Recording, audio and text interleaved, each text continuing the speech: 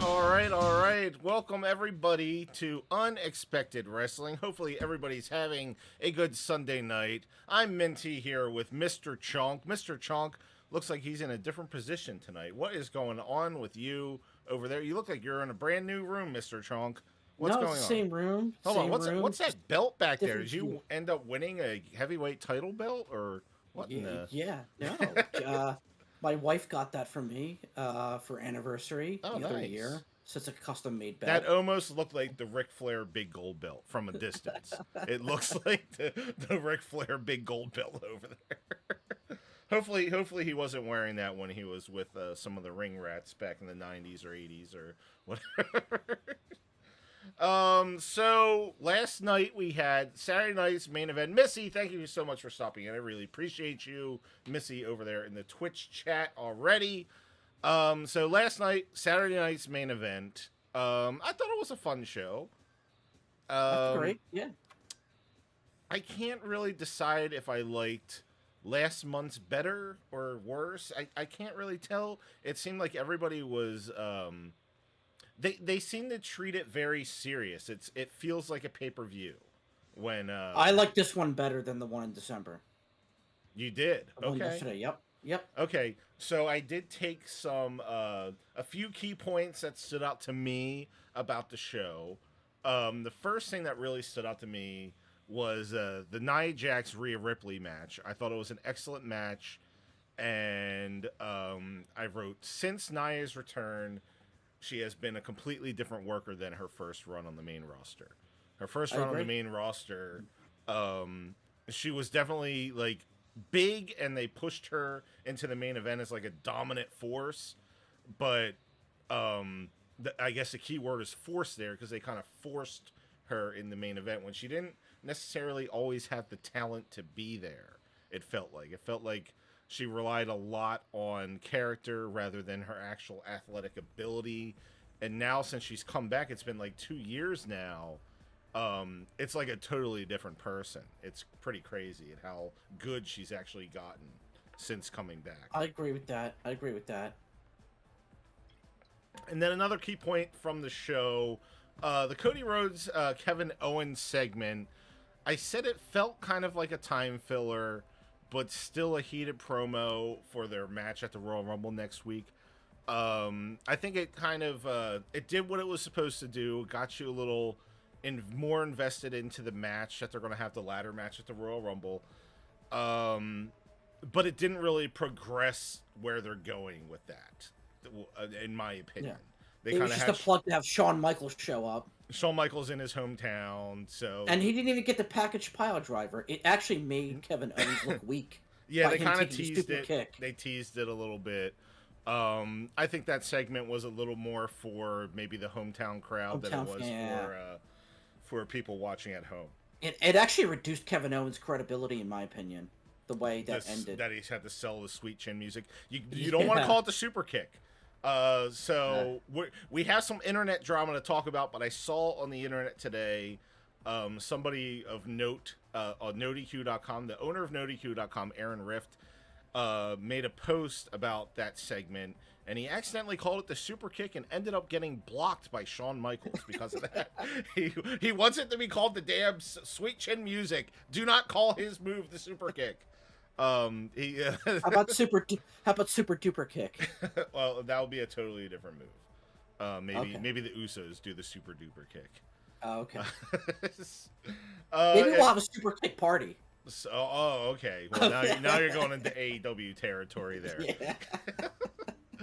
And then the last keynote that I have here is I put. Hold on, let me open this up a little bit. There we go.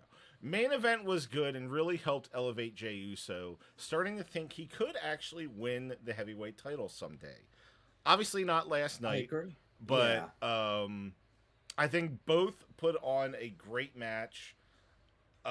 Jey Uso has kind of been hit or miss for me for ever since they've really started this singles run. And that was one of the first matches where I felt invested in what he was doing.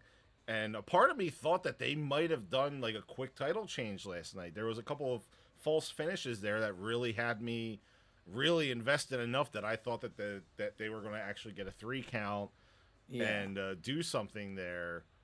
And part of it, you have to give Jey Uso his credit, but you also have to give credit to Gunther. He can kind of make anybody look good, really. Yes, I agree. I agree. I do feel they rushed the ending a little bit Yeah. because I'm wondering if they were pressed for TV Oh time, yeah. So and then Gunther when you had to when do his you're little on power when you're bombs real quick, yeah and that was the when end. you're And on a station like NBC, you can't yeah, mess with their time. So if they have to be yeah, done, let's say they have to be done at 10, they have to be done at 10. There is no yeah. 15-minute overlap. So Because that was my only complaint with that match. Is like as soon as Jey Uso, you thought he was gonna win, just false had some finish, timing issues, maybe. and then all of a sudden, right into the two power bombs, it just felt like that wasn't smooth. And maybe that was rushed because they thought they Yep. had more time and they didn't have the time. Could definitely be that. Yeah, the ending felt kind of rushed. But it was good that he got over the power bombs. I think that is what they're playing as their finisher. I always had an issue when people tried to use power bombs as a finisher because we see them often in matches. We see different Yeah. variations of the power bomb, so it's hard for me to really consider like a power bomb a finisher unless it's like something crazy. And his aren't really that crazy. He'll do one and then he kind of will quickly pick them up and do another one. I think Um, he wanted to do three, and I don't think there was time to do three. I think he yeah, had to finish with two and be done. that But I definitely could have felt been it. like he was trying to do a third or going thinking about it, and it was like, nope, you got like 30 seconds to Yeah. finish this up, and that's it. Unfortunately, like somebody like Gunther doesn't have the balls of somebody like The Rock who would have just went over and got his shit in anyway. Yeah, of course. Gunther still tries to be a company man, so Yeah, if they tell him he only has 20 seconds, he's gonna use those 20 seconds. He's not gonna go yeah. over. So they might have had to rush it a little bit. So those were my three takes. Was there anything that I missed that maybe you thought stood out on the show at all? Uh, uh, I would say that Jacob Fatu, I'm really impressed Yeah, with his character. yeah. Sounds like to me The whole that entrance in general was pretty yes. different for him. They got Just rid of his little praying that he loves Solo Sokoa. yeah. Thank God, because that was just cheesy. Hmm. I take him seriously now, not just some glorified bodyguard. But I do think, and this is not negative, something negative, but I think that they're taking the Bronson Reed character arc Yep. before he got injured and giving that to Jacob Fatu. Because he's basically doing the splashes from the top rope, Just kind of and like he's a bigger going, guy, but just he's more completely agile. annihilating his opponents, Yes. pretty much. And then Yeah. coming back into the ring and then doing two more, right? Yeah. Bronson Reed was doing the That same is kind of thing, the Bronson then Reed got thing. injured. They kind of And that's fine. It's a shame Bronson Reed got injured, but I think that Jacob Fatu can probably be a little bit more nimble with it, right? The hmm odds of him breaking both his ankles, basically, yeah. from trying to do a top rope splash. Imagine a Bronson Reed Jacob Fatu match someday. That's gonna be Oh, boy. crazy. Yes. So, like, not to get into Royal Rumble predictions or anything, but I'm starting to feel like there may be something between like Solo and Jacob Fatu, and maybe they could run that into some sort of program for WrestleMania.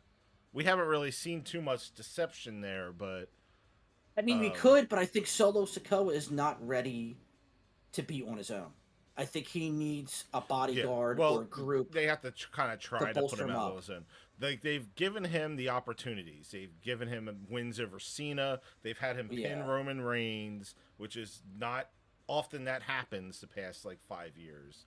So they've given him credibility. It's just the fans kind of have to to give him the Yeah. credibility too, and we haven't really seen him on his own too much yet, unfortunately.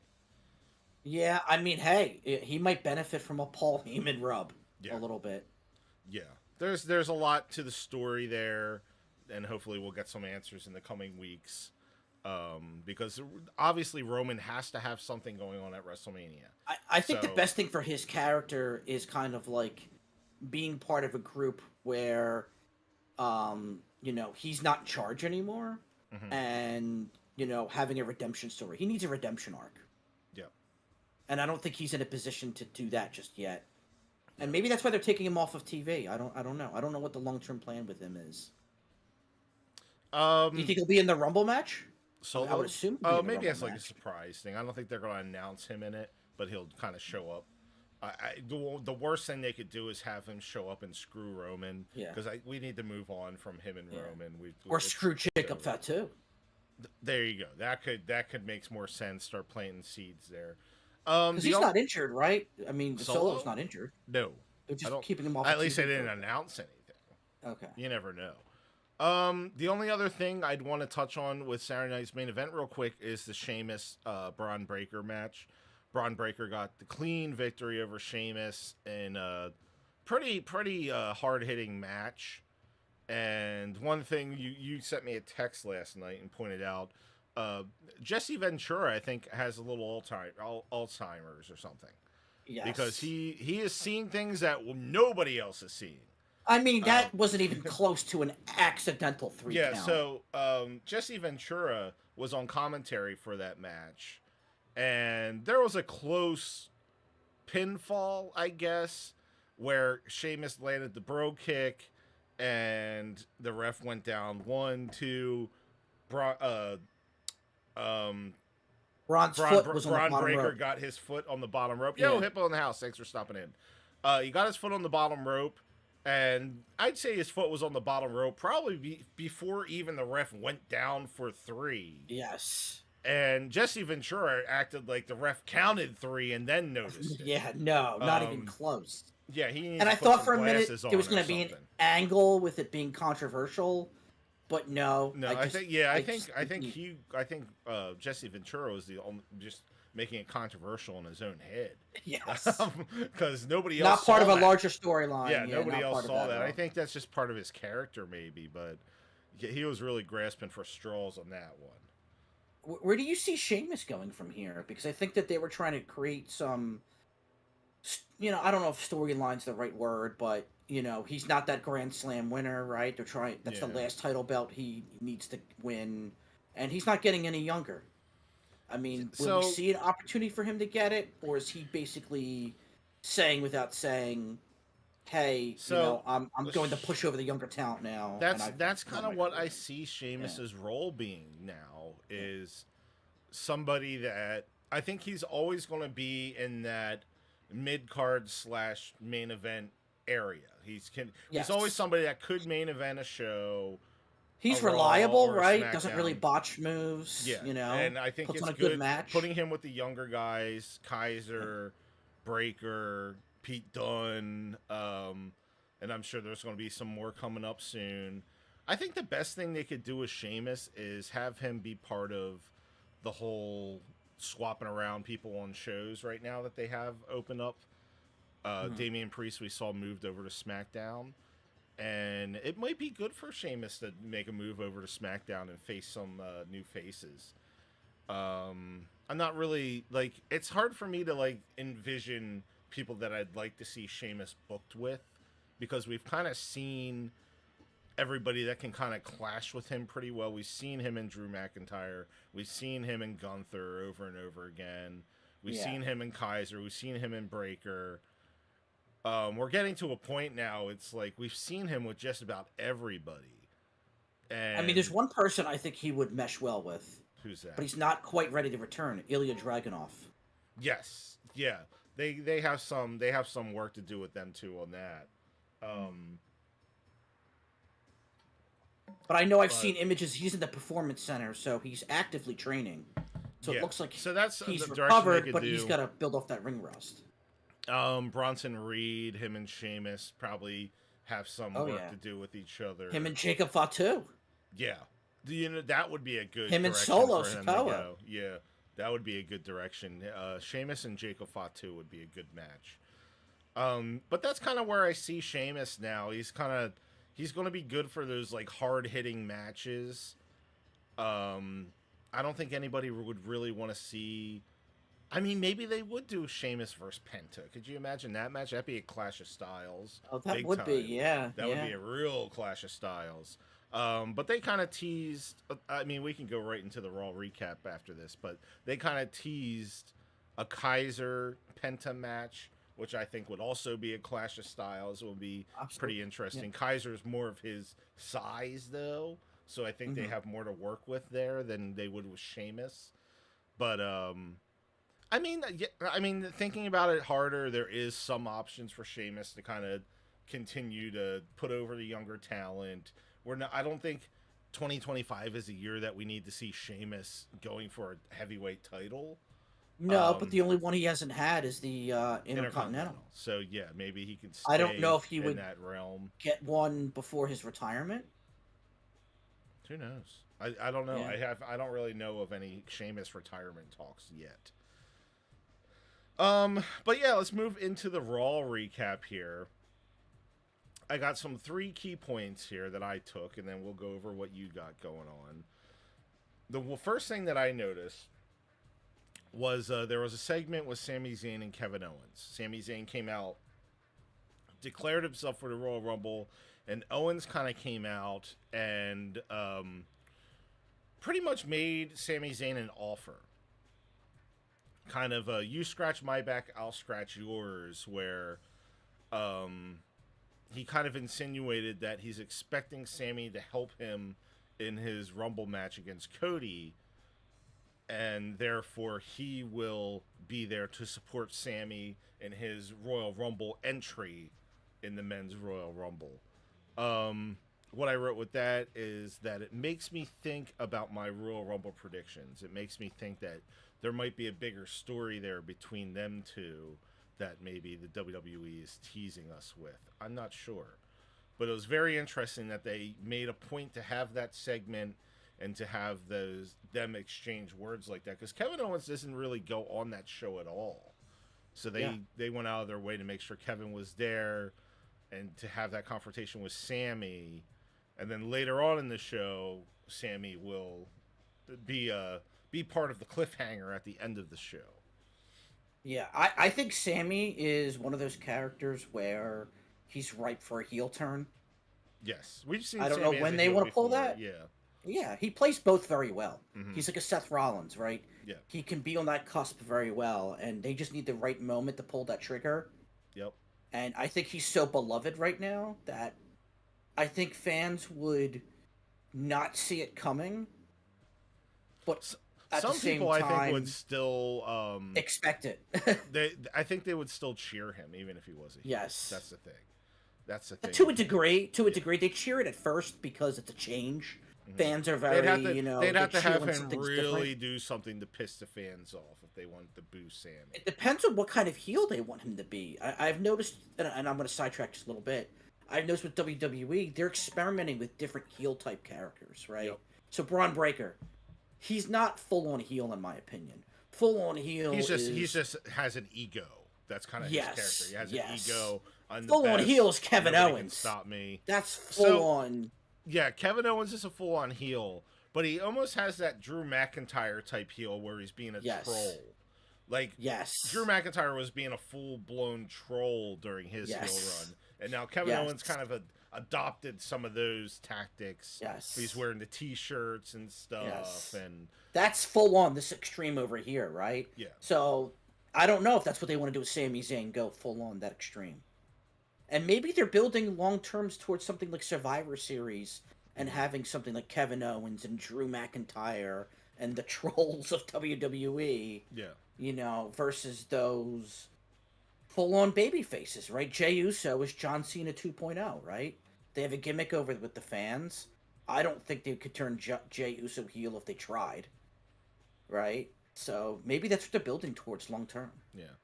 Surefire way to turn Sammy heel, have him team up with Dominic Mysterio. That would immediately immediately turn him heel. There's a couple people that Sammy could mess with that would immediately turn the fans on him if he somehow like screwed, let's say, Rhea Ripley out of a title match or something. Or there's a couple people. I mean, if Sami Zayn got into a program with John Cena, I think fans would mostly stick with Cena at this point. And I think they would probably turn on Sammy. Especially given Cena's retirement year, I don't think that they would cheer against him in almost any match. Yeah. Another key point from Raw was Nia Jax and Bailey. This is almost like the Nia Jax docket here for me. Yeah. Like I just keep on complimenting her for some reason. Nia Jax and Bailey, I said, put on a decent match. Love seeing Nia get a solid victory. So we've seen Bailey lose clean twice now. Tiffany Stratton last week, and now we saw her. I don't know if you want to call the Nia Jax loss a clean loss because there was kind of a distraction from who's the girl from Roxanne Perez. Perez, yeah. I think Roxanne that's what they're Perez. building towards. I think Yeah, the yeah. thing with Nia's have over. I think they have a tag match coming up this week on NXT. Bailey Yeah. and Julia. I think it's Yes. Julia versus Roxanne Yes. Perez and Cora Jade or something.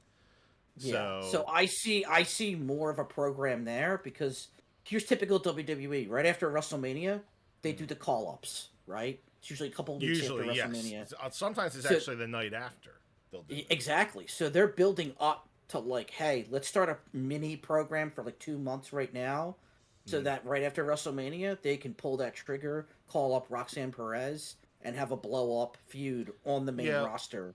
She is with Bailey. definitely one of the female talent I see them calling up this year at some point. Yes. And hopefully successful. They've had some duds. Yeah, last year, if you remember, they actually did call ups before WrestleMania. Yes. Tiffany I Stratton remember that. was one. She got called up like Yes. right after Royal Rumble, it seemed like. Yeah. And Jade Cargill also got called up Yeah. right after the Royal Rumble. So, and then I think they did actually do call ups after WrestleMania also. I guess it really is where they can fit people in. Last year, maybe they were desperate to get some talent in there, especially with Charlotte getting injured last year. I think that had a big impact on how fast Tiffany Stratton got called up. I agree. Yeah. So, yeah, it looks like Bailey is going to be in NXT for a little bit and possibly doing something with Roxanne Perez for the distant future. We'll see if she participates in the Rumble. I don't think has she cordially, like... I thought, Roxanne Perez or No. Bailey? I'm saying Bailey. Did she enter herself into the Rumble? Because it seems like they're mostly announcing that. I thought she did. Was she involved in the thing on Friday night? She was in the ring, right? No, I don't think she was. Okay, for some reason I thought she was. No, I don't think Bailey came out. Okay. Wouldn't surprise me, though, if we saw Roxanne Perez be a surprise entrant in the Rumble and maybe screw over Bailey. I mean, we do see NXT superstars there before they're called up. Like, you have to remember, like, WrestleMania, obviously a Saturday and Sunday event. I think it's late in April this year. But NXT also has an event on Saturday, WrestleMania weekend. So if Bailey doesn't make it on the WrestleMania card, she might be the main event of NXT Stand and Deliver or whatever they call it. Exactly. Yeah. So she might be part of WrestleMania weekend in a different capacity there. Yeah. As long as she doesn't see it as a demotion and post on social media about it. Just call her Bailey Graves. I mean, she doesn't have a last name, so maybe it could be Bailey Graves. Yeah. Nia Jax with a solid victory over Bailey. They seem to be pushing Nia Jax, which is good.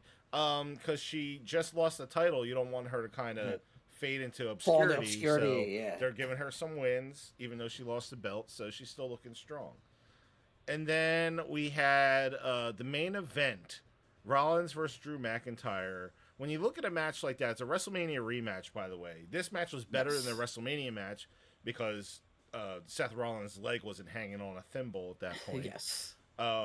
Great match with an unexpected cliffhanger at the end where Sami Zayn was attacking Drew McIntyre and was attempting to do his haluva kick to Drew McIntyre into one of the corner posts of the ring.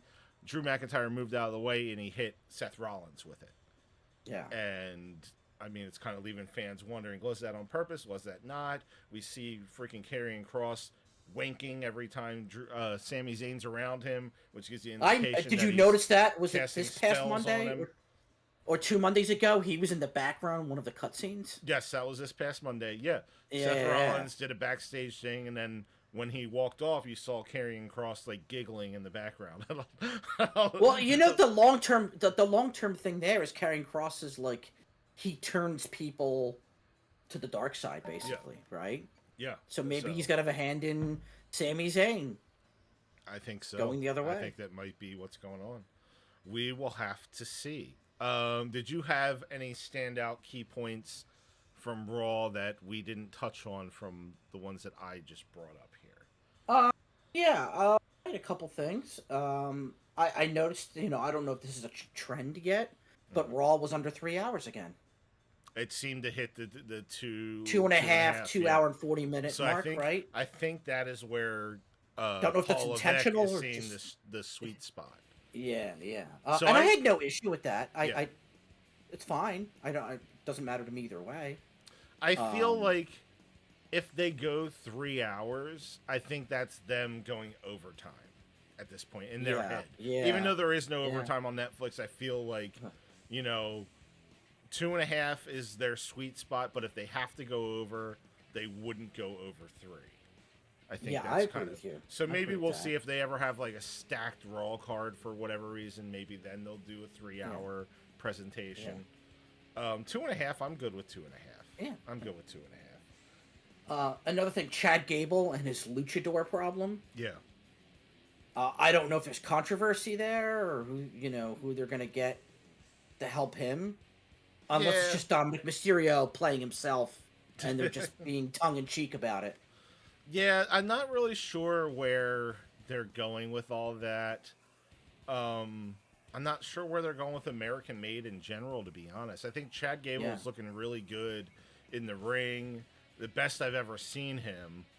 Um, and the Creed brothers, like I like them as a tag team. It's just we're not getting to see them showcase their talents as often now. yes, And then Ivy Nile, like I don't know, she's lost on me. I like she's not standing out to me at all. I And agree. I agree. that's not something you want to happen when you're a female wrestler in WWE.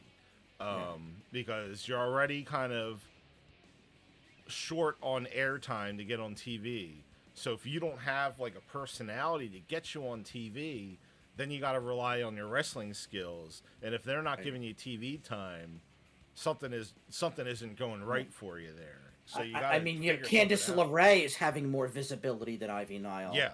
and I'm not And you know what? exactly She high on for a Candice while she LeRae. was on the back burner, and the Yes, best thing to happen to her, unfortunately, is is them Nia Jax. and them getting rid of her friend. What was her name that Yeah, got released? Indy yeah, Hartwell. Indy Hartwell. yes, I thought she looked great, but there wasn't really much dimension to her character other than being Candice LeRae's little lackey. yeah, And the best thing to happen to Candice LeRae, it seems, is separating her from Indy Hartwell and teaming her with Nia Jax, and now she's basically taking this Tiffany Stratton role there with Nia Jax. Well, we don't want to get into the yeah, SmackDown stuff yeah. right now, Sorry, but yeah. Sorry about it's that. kind of like Yeah, I they digressed a little swapped bit. Tiffany with Candice LeRae. Yes, yeah. Um, And the last thing I had was the CM Punk promo. yeah, Little hot Hulk pot shot Hogan. at Hulk Yeah, Hogan. Yeah, I thought that was a not little sure interesting. what. Maybe that's why Hulk Hogan didn't show up for Saturday night's main event. Oh, he's butthurt No, about CM Punk calling him out. so we'll get into a little bit of the minty internet trash here, but there was an announcement, I think Friday, on social media that Hulk Hogan no longer expected to be at Saturday night's main event because of family obligations.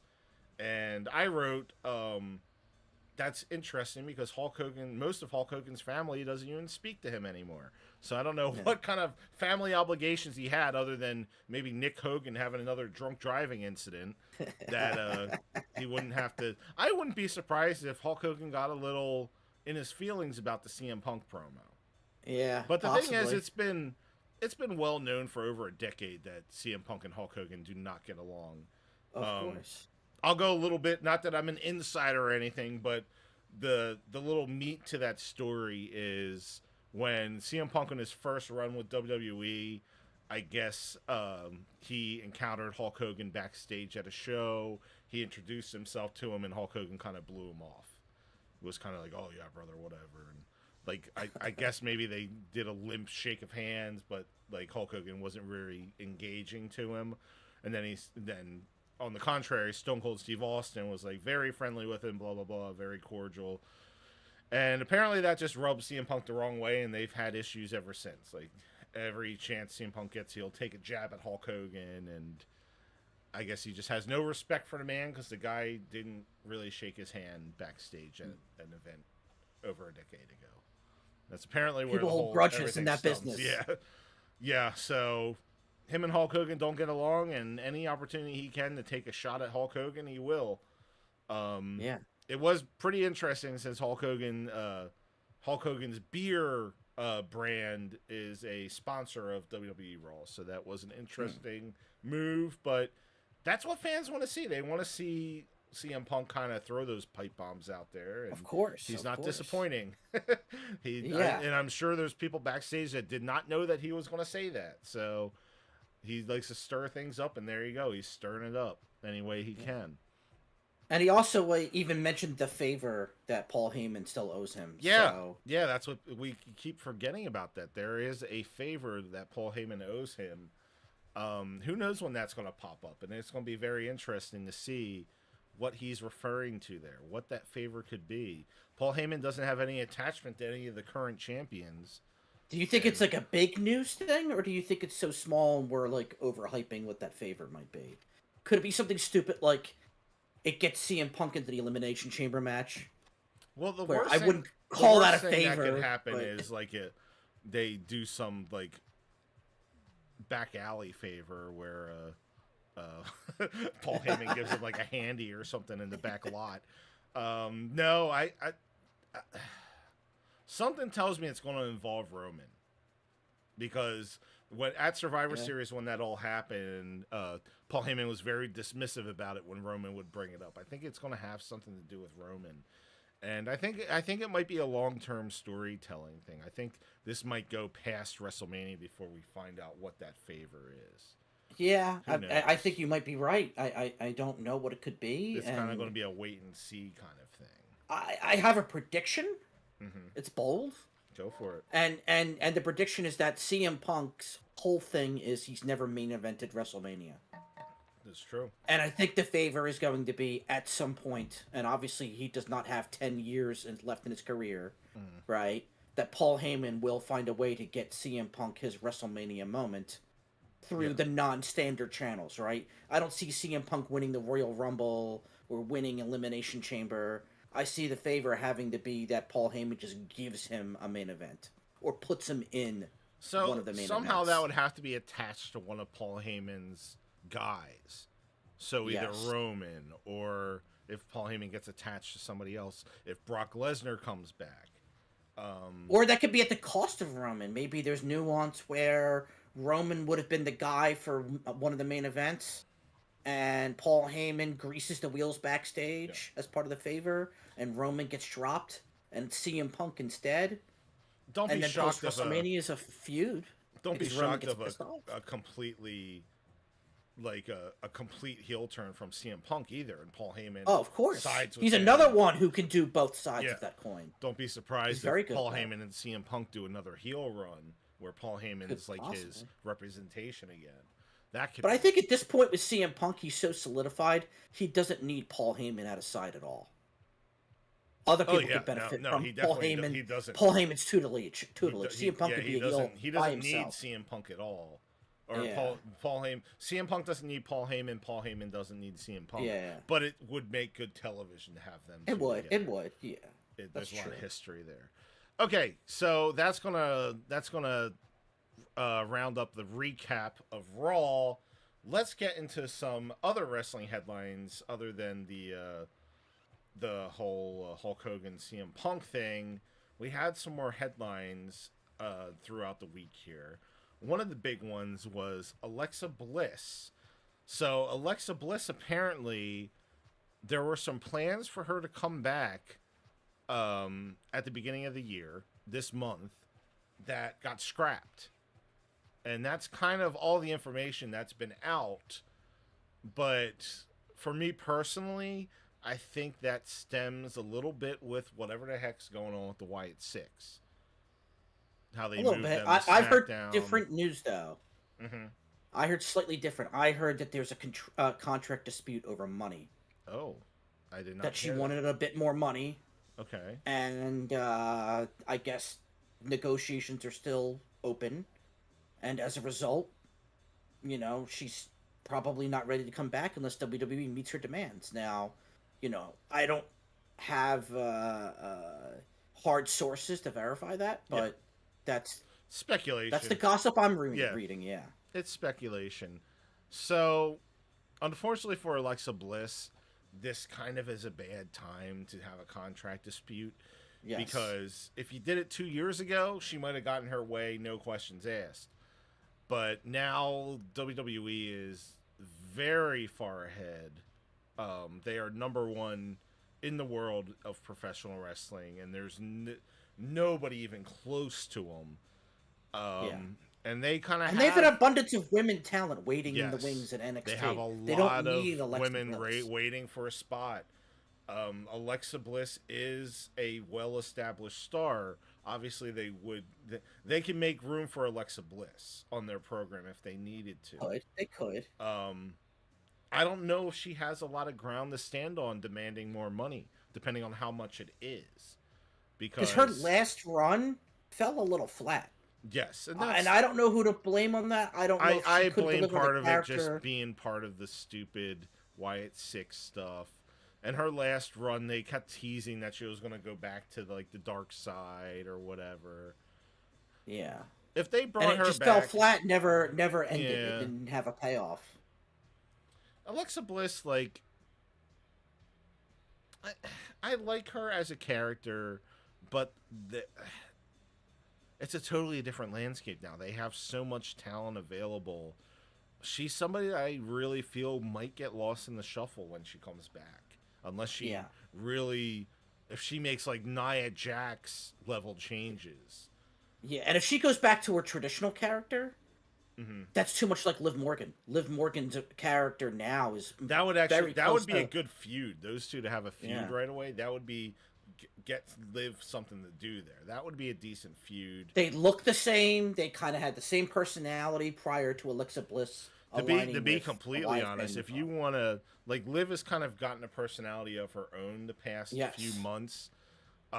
If you really want to have two people with the same personality, Alexa Bliss and Candice LeRae, they're literally like You know the what? whole That could be poison true. Yeah. pixie type, Yes. little short but Yeah. evil. Yeah, they kind of Yeah. have the same thing. And then put in Nia Jax in there. Alexa Bliss and Nia Jax, they have a history on screen and off screen together. You know, they could work something with them two again Yeah. or something. There's things that Alexa Bliss could do, but I really don't see her having much legs to stand on demanding more money right now, especially when she's been out for so long. Yeah. And then they have Charlotte coming back. They have Becky Lynch waiting to come back. They're not desperate for talent right now.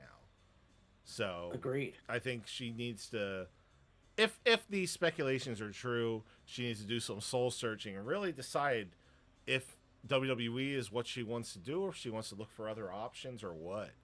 Like, Go to 'cause AEW. oh god, we'll get into that in a little bit, dude. So yeah, Alexa Bliss, I think she has some soul searching to do. Figure out what she wants to do. If she wants to come back to WWE, hopefully she's ready to step it up, take it to the next level, and try to be in the main event picture again. We'll see what happens with that. Royal Rumble is coming up on Saturday, so you never know what surprises they have. True. Speaking of surprises at the Royal Rumble, one thing at the beginning of the week that was announced is the WWE and TNA partnership.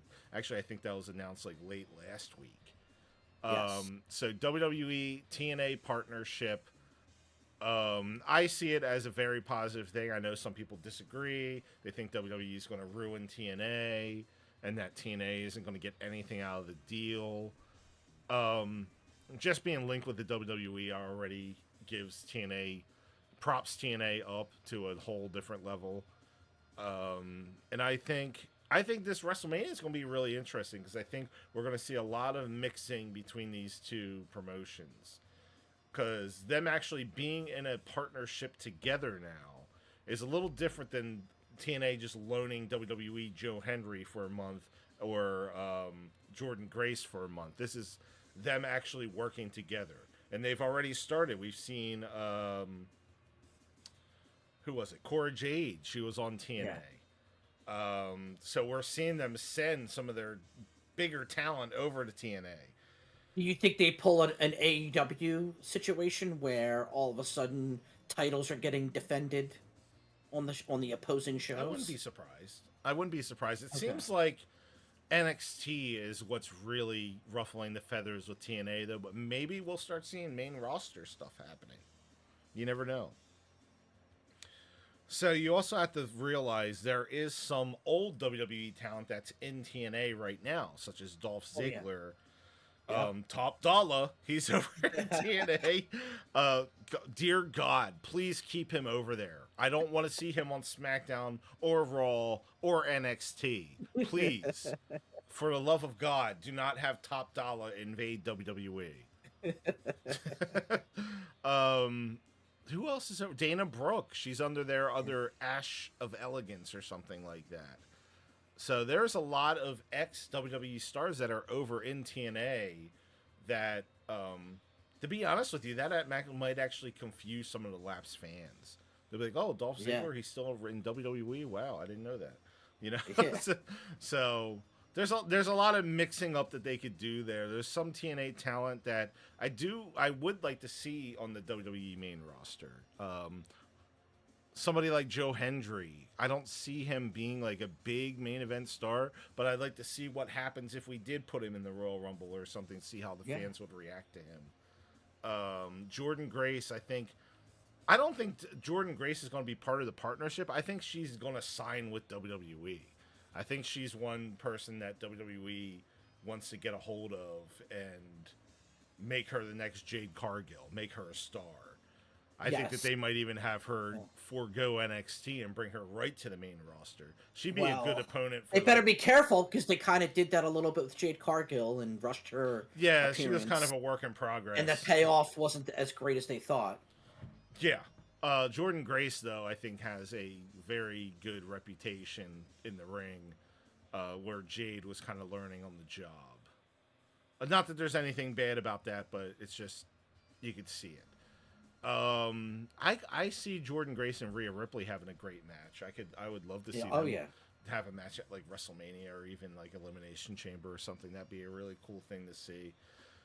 The only problem I see with Jordan Grace is they've already had her lose in an NXT title match against Roxanne Perez. So are they just going to sweep that under the rug and pretend it never happened, or are they going to acknowledge that it happened, or whatever? Who knows? But interesting things could be happening.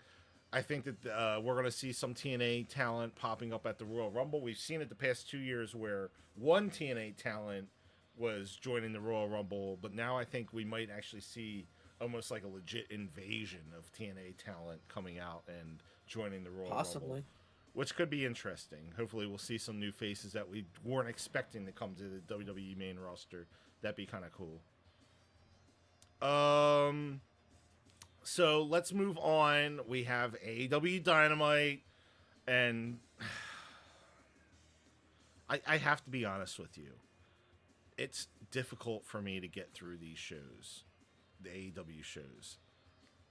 My brain turns off. Like, because if I think too much, I just get angry and I'll want to shut my TV off. I literally have to, like, put myself into a coma to watch AEW without getting mad. Just So the funny thing is, I thought this was one of the better AEW Dynamites in a while. it wasn't the worst. It wasn't the worst. All right, let's just get into my key points here. First key point: the Omega Ospreay. There was a brawl with the Don Callis family.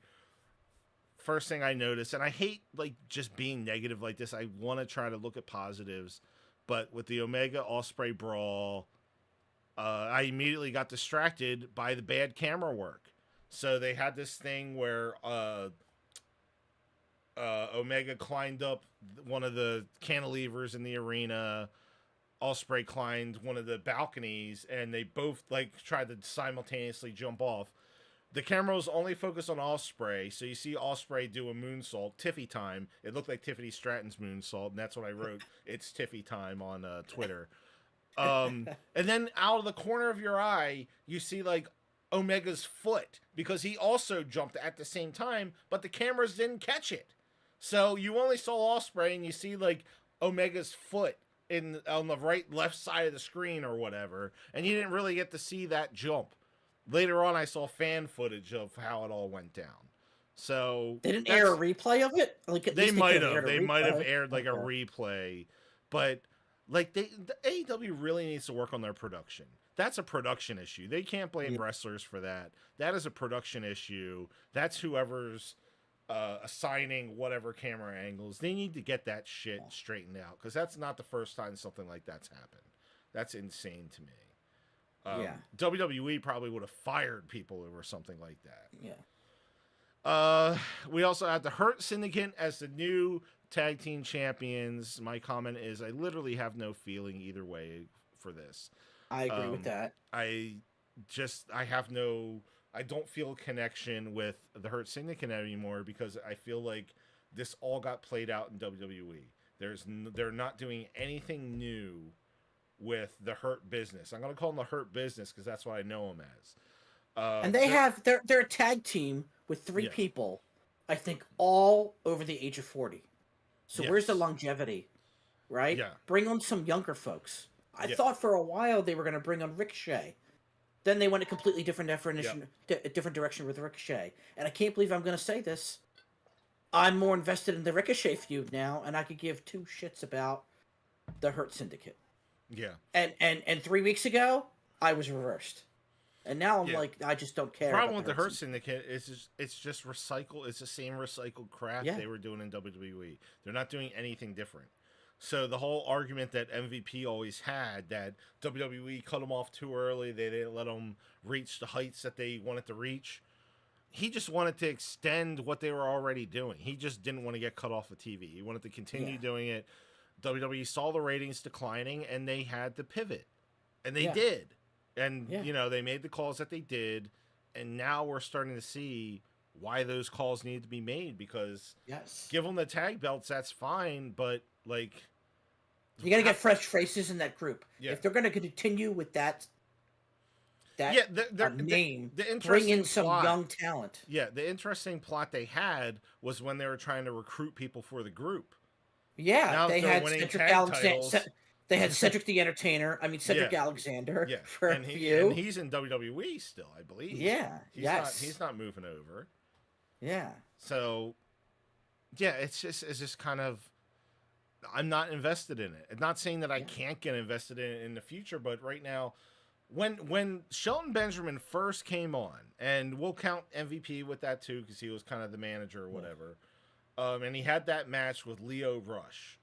That was awesome. I loved seeing Shelton Benjamin having a match on Dynamite and getting enough time. He had like a 20-minute match, which is something WWE would not have given him.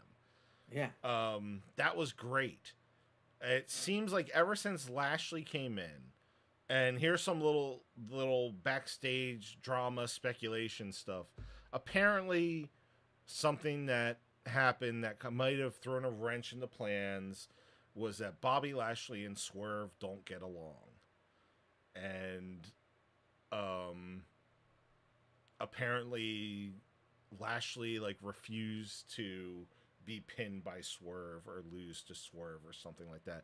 It's all speculation. What in the industry, right? Use that to their advantage and create an actual storyline. Especially with Swerve. Swerve keeps on claiming, him and Hangman Page are this generation's Stone Cold and The Rock.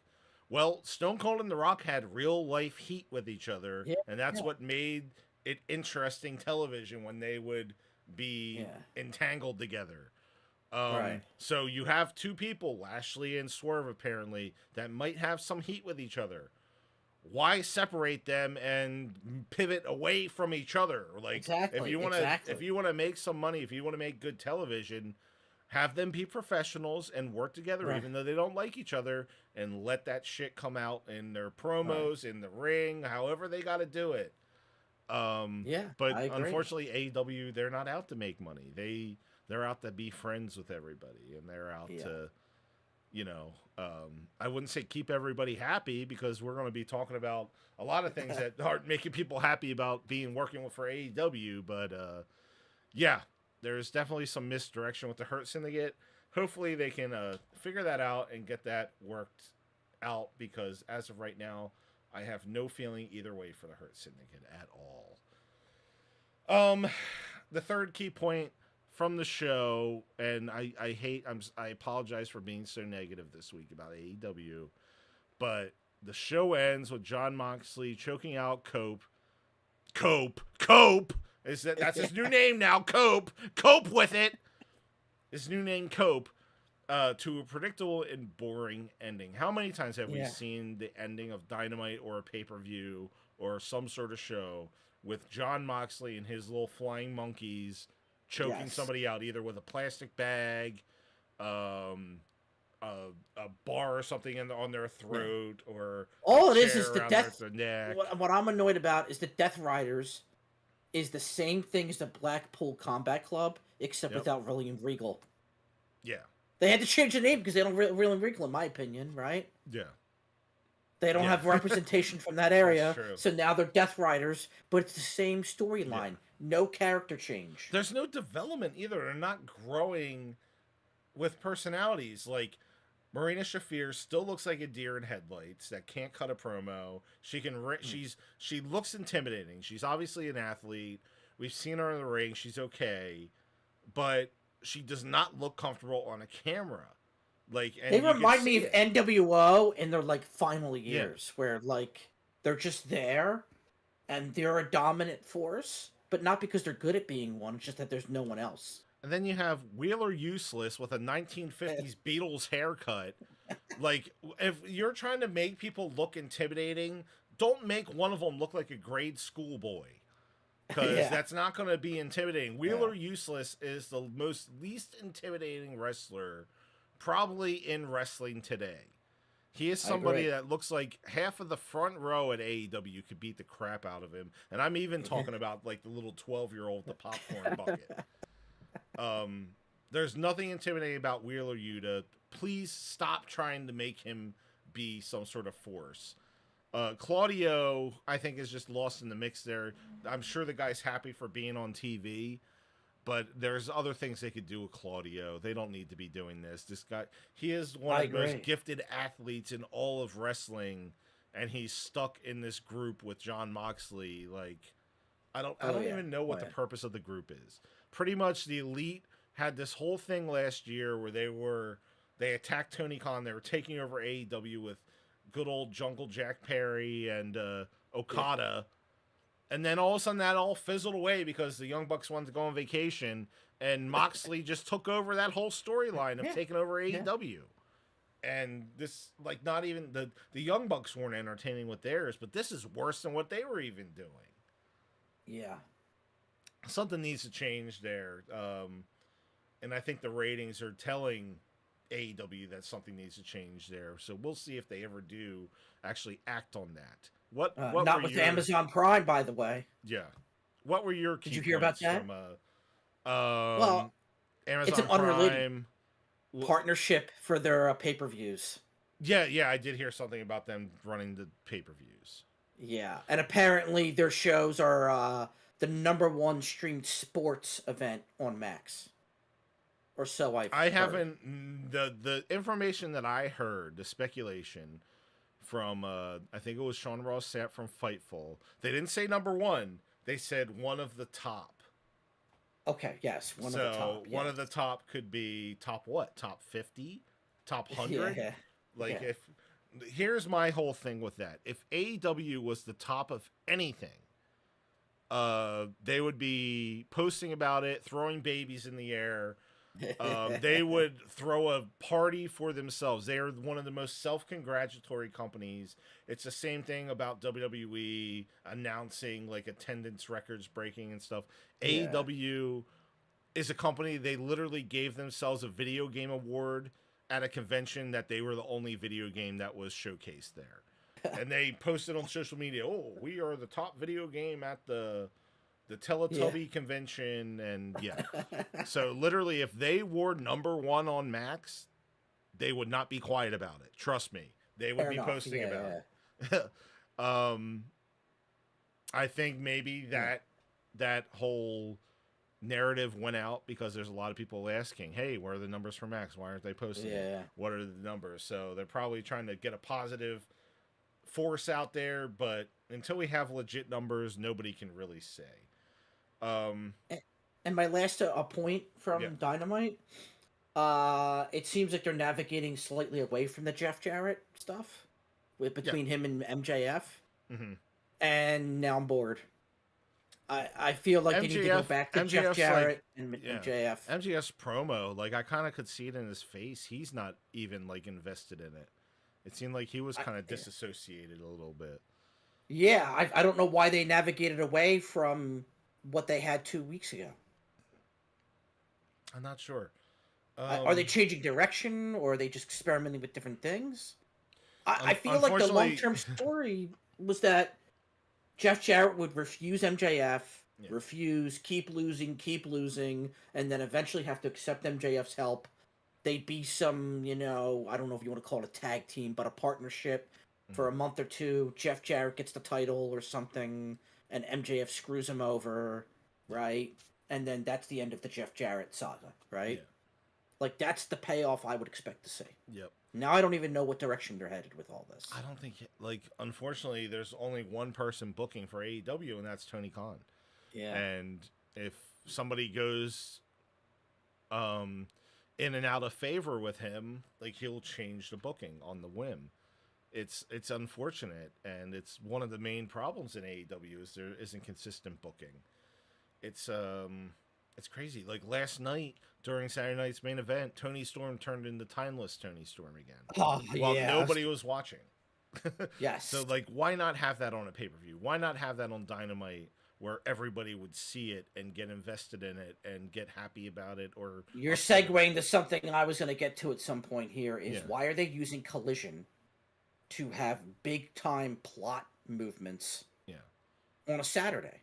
Are they Like thinking I they're can competing with WWE? Like, what's their game plan well with that? definitely last night was not the right decision in my opinion. Like No, you not have at to all. admit that if they're running Saturday night's main event, you're going to get hit in the ratings. You can't like stick your feet in the sand and stomp and say, "Oh, you know what? Well, we're still going to run our stuff anyway." You have to adjust.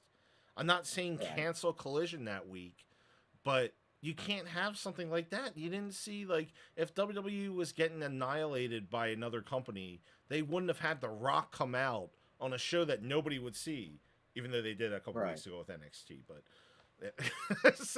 they had the Rock boosted the ratings for NXT. The Tony Yeah. Storm thing didn't boost ratings for AEW because nobody knew it was going to happen. Nobody expected it to happen then. Yeah. Well, I think the problem is it's a Saturday show. Yeah, If they do that any other day of the week, when a majority of people are home watching television, mm-hmm. okay, fine. They can experiment with that. But a Saturday show in conjunction with the Saturday Night Main Event, Yeah, right? So they had competition already there, and Saturday's a known time for people not being home watching television unless there are known sporting events that are getting major media attention. And I'm sorry, Collision is not on that list of people freaking out to go see it because it's yeah. Saturday night. You know what, dude? Maybe they will have Will Ospreay versus Kenny Omega next Saturday Oh on God! Collision during the Royal And Rumble. throw it away where they During can the have a pay per view. They can have it on a pay per view, and yeah, throw it away for a Saturday night match with like very little advertising, right? yeah, Because then they did a swerve and they made no advertisement about it. yeah. Wait, Saturday night main event has been like for weeks. when you say they did swerve, do you mean Strickland or like an No, a actual? swerve. Oh, okay, all right. I don't even know if you would call that a swerve. Yeah. The whole thing makes no sense with timeless Tony Storm. So, here, you want to hear some more internet trash here before Oh we yeah, move into the internet trash? yeah. Apparently, speculation, and this was reported by some reputable news sources. Apparently, Tony Khan is forbidding AEW talent from working WrestleMania weekend. He's forbidding them from taking bookings from. Oh, like independent or Yep. like any He's not. signings, Yep. autograph signings, He's whatever. not allowing them to Because take that's a bookings big that weekend. weekend for like those Wrestling. other conventions, right? Well, Like non every WWE stuff wrestling is in popular general. that way. Like Yeah, everybody piggybacks off of WrestleMania. exactly. Um, So I have two things thinking. If it's true, I think one, Tony Khan might be possibly doing the dumbest thing he could possibly do and trying to run a show himself WrestleMania weekend, which would be absolutely. Do you think they're gonna have Collision on that Saturday, or get rescheduled for a I different don't day? know. I don't know. I think Tony Khan's ego is so big that he will refuse to cancel Collision, even on WrestleMania.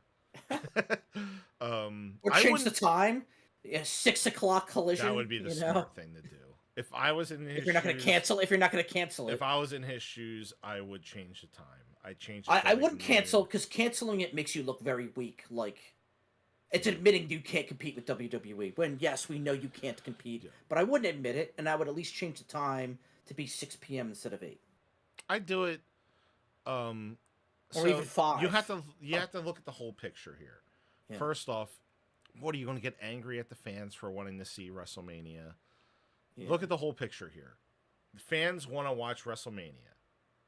Take it with stride. It's the Super Bowl. So it'd be like try, yeah, the Canadian Football League, right? yeah, Trying to have their one of their events yeah. on the same day as Super Bowl So Sunday. don't get upset Like, about come it. on, yeah, yeah, Just change the time.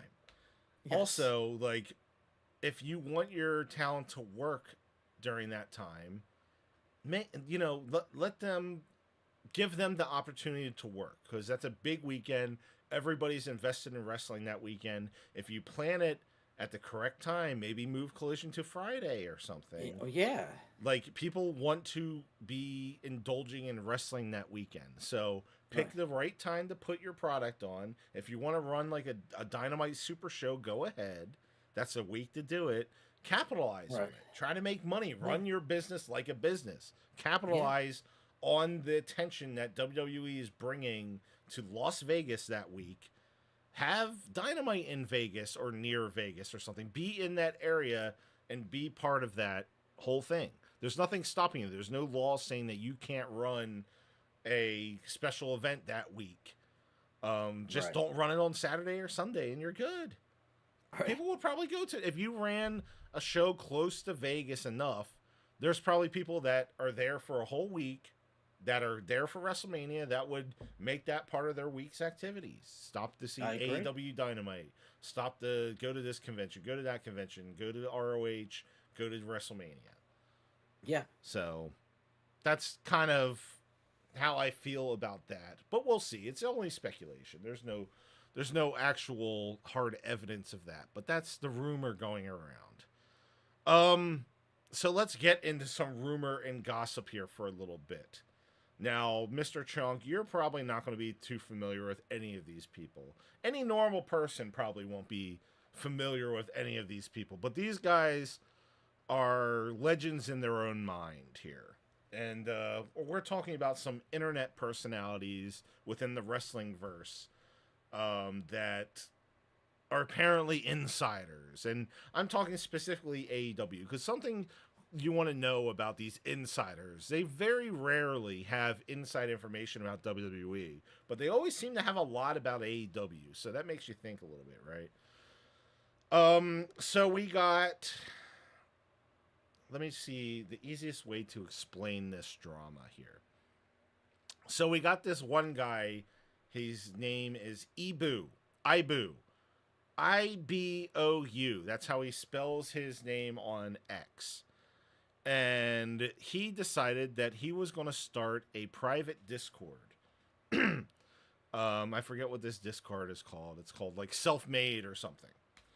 And in this private Discord, he is charging people $5 a month to join and be able to sit in his chats and basically listen to him talk about wrestling and share backstage news because he apparently has backstage sources in AEW. And he is sharing misinformation. And not only is it misinformation, but it's actually damaging relationships in AEW. And he's charging people $5 a month for that. So this is the guy. Somebody can correct me if I'm wrong if you're listening to this. This is the guy that started the rumor of Britt Breaker and Adam Cole breaking up because Britt Baker cheated on Adam Cole with supposedly Christian Cage. And he casually put that out there.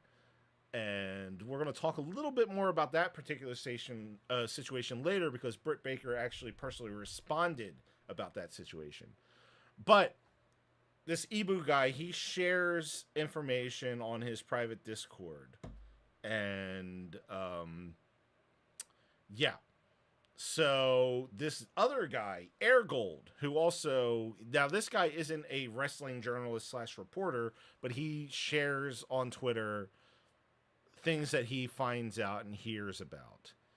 And he, I guess, was subscribed to this Discord, got the information from this Ibu guy, and he was posting it on Twitter and not citing his source. So he was posting, oh, rumor has it Britt Baker, Adam Cole broke up because of yada, yada, yada.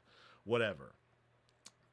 And the third member of this three-way here, Mr. Sean Ross Sapp, who is an actual legitimate wrestling journalist. When I say legitimate, this is a guy that does have connections in WWE, does have connections in AEW, has been on national television. This is an actual reputable source here. He gets involved in this drama and basically goes ape shit on this Air Gold guy for sharing this misinformation that he is saying is misinformation. And, a key point to this whole thing. So Sean Ross Sapp is one of the prime people at Fightful.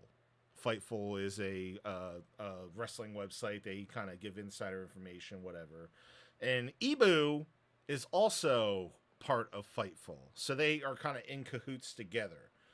And this Air Gold guy was posting information that Ibu was sharing on his Discord. Sean Ross Sapp took offense to that because he says that the information that Air Gold was posting was incorrect and it was damaging and it was like moronic to post things like that. But the information that Air Gold was posting was coming from this Ibu guy who was in bed with Sean Ross Sapp. This sounds like a soap opera. Menage a twat. Yeah, so this is the whole argument here. So Sean Ross Sapp is mad at this Air Gold guy for posting misinformation, but he's ignoring the fact that the misinformation came from his bosom buddy, Ibu. And I have a clip here of Sean Ross Sapp. So, okay, where this clip came from. So, on Twitter, they had a Spaces call where Air Gold joined, and Sean Ross Sapp and Ibu were in there. And basically, it turned into Jerry Springer. And we have a short clip of the confrontation between Sean Ross Sapp and Air Gold right here. Let me play this for you if it wants to load up. Moron, oh, man. Shit. You hold on. We have to screen share. Sorry about that, guys. And I also have to. Okay.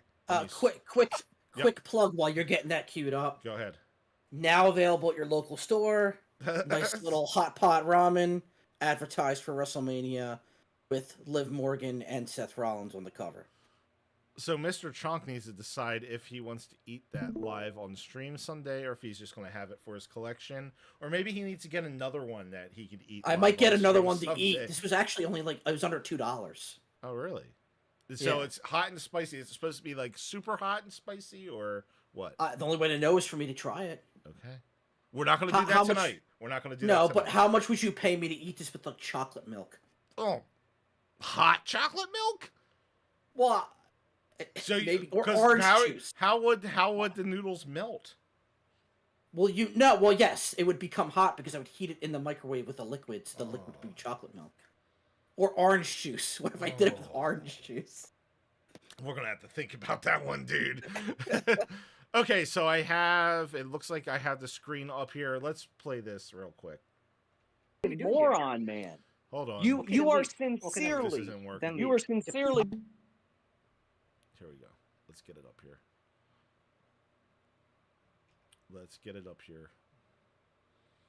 Hold on. Having some technical difficulties, but we're going to get this fixed.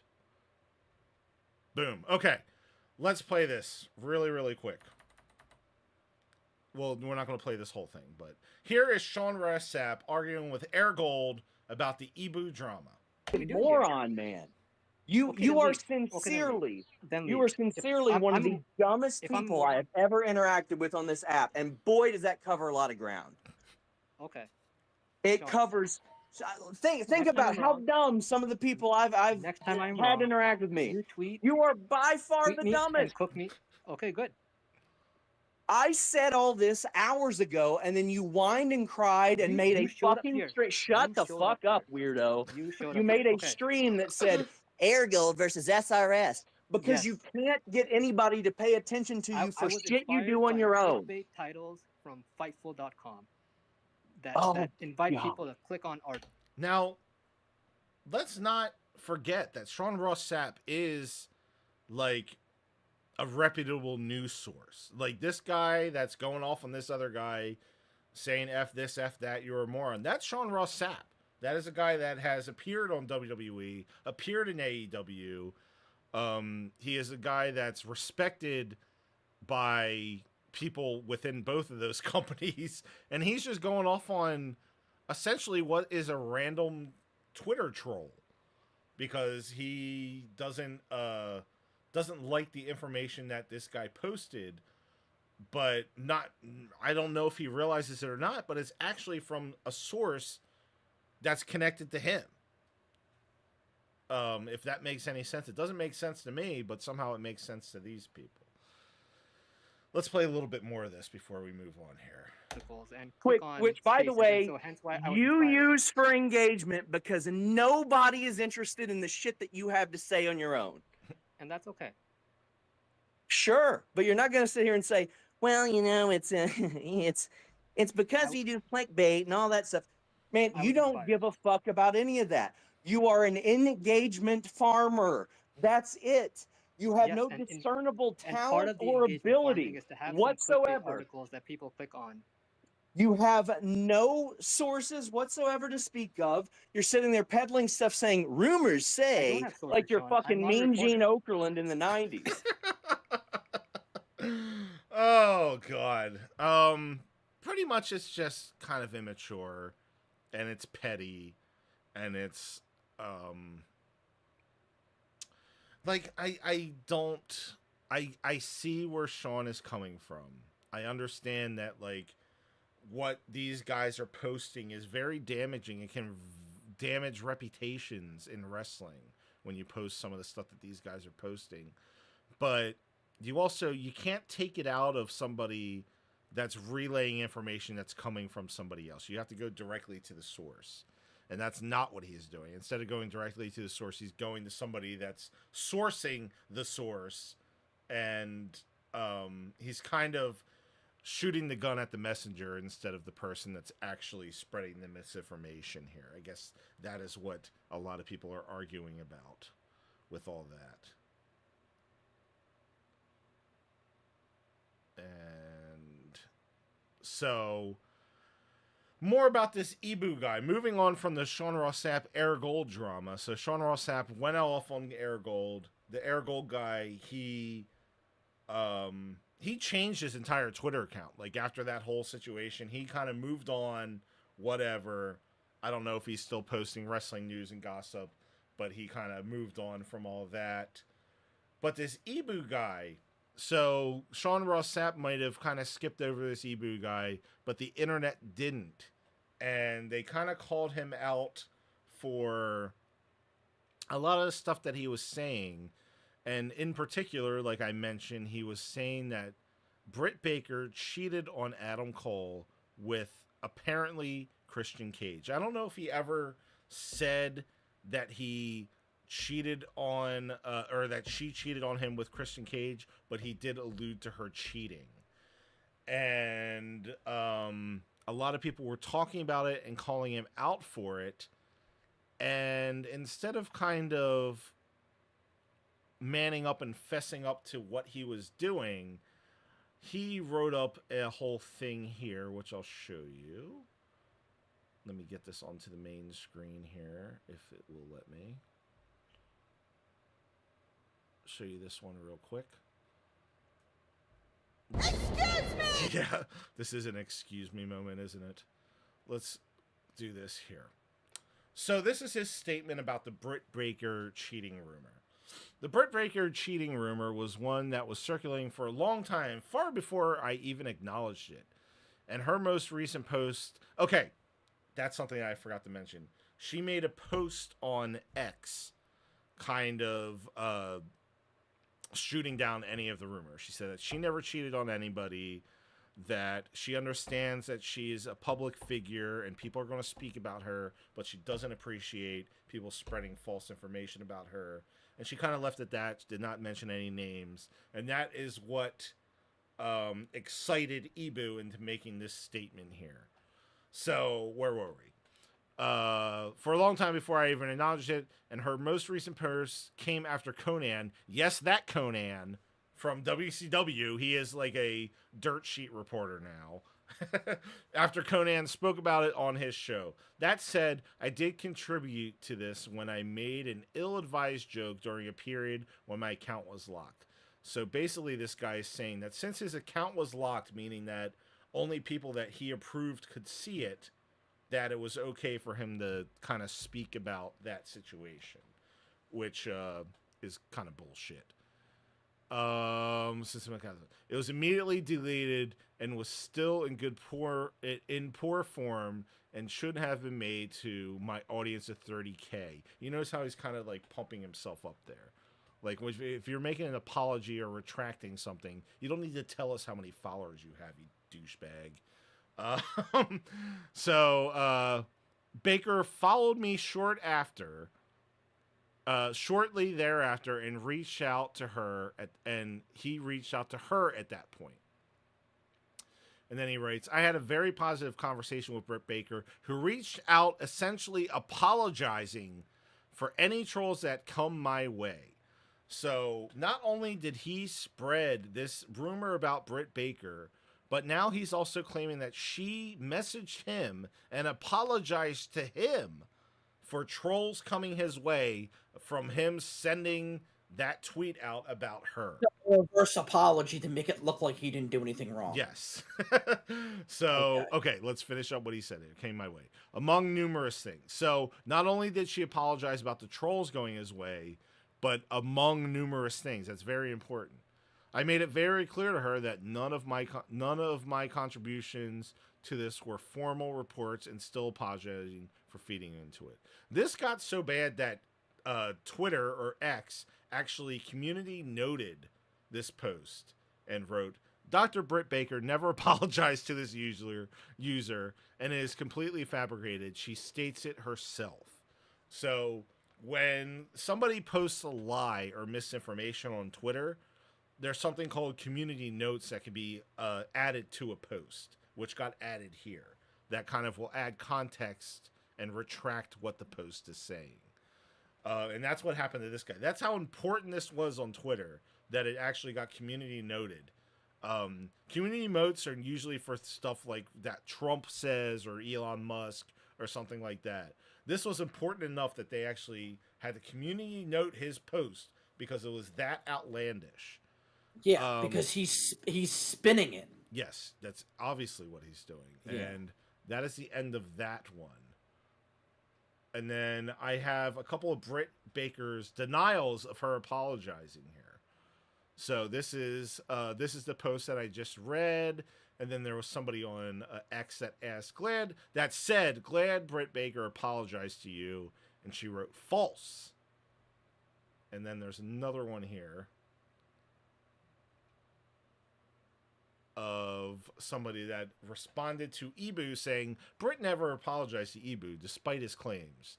And Britt Baker says, correct. She's writing one-word answers. See, she's in a weird situation because she probably legally can't elaborate on backstage news in AEW or else Tony Khan will get his panties in a twist.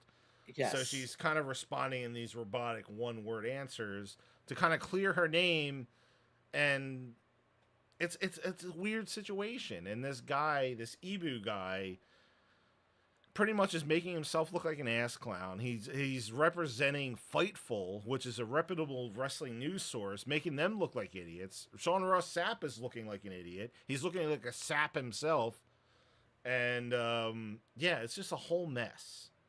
And I know that you're not really on social media, but these guys are kind of prominent figures on the social media landscape. So this is kind of a very odd situation that he's went this far and charging money for information that's not even true.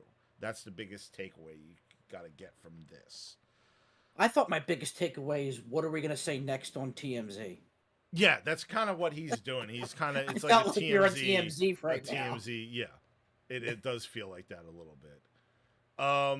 But you know what? The TMZ doesn't stop here, because we have something else we need to talk about on Minty's more internet trash. Okay. But this one's a little more humorous though. So I don't know if you're familiar with a character named Big Mark.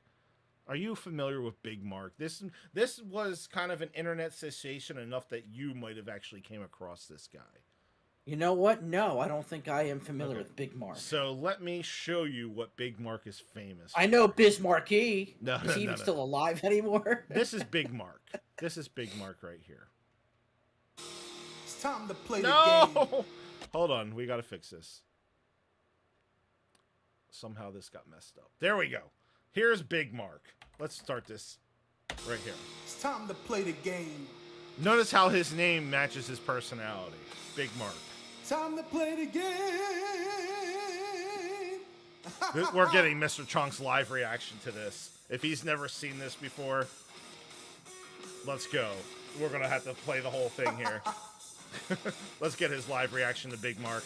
It's all about the game and how you play it, all about control. And if you can't take it, all about your day. And if you can't play it, it's all about pain and who's gonna make it. I am the game, you don't want to play me. So, what do you think of Big Mark, Mr. Chonk? I think he missed his calling as an opera singer. Kidding. This is horrible. No, I think it's pretty good. What's his day job? This is his day job. What? How many followers does he have? Oh, we're gonna find that out.